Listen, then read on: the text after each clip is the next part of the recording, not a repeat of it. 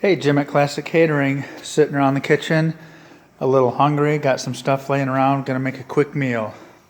Got some chicken, Marsala sauce, some mushrooms, some candied bacon that I made yesterday, and some cooked redskins. So we're just gonna throw it all together and see what happens. Got a nice super hot pan right there. Chicken's going in. Love the sizzle. Been about a minute. Got it nice and browned up. Gonna throw in our mushrooms, our potatoes.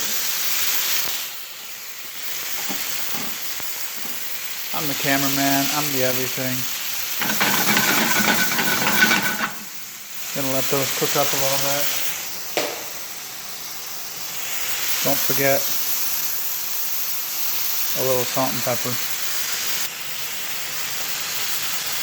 Everything's in except for that candied caramelized bacon from yesterday.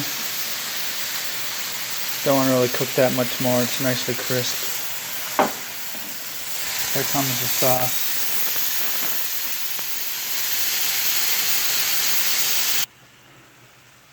That's pretty much it. I let it simmer. Starting to look delicious and steamy. And I just dump it on the plate any old way because I'm going to destroy this in no time at all.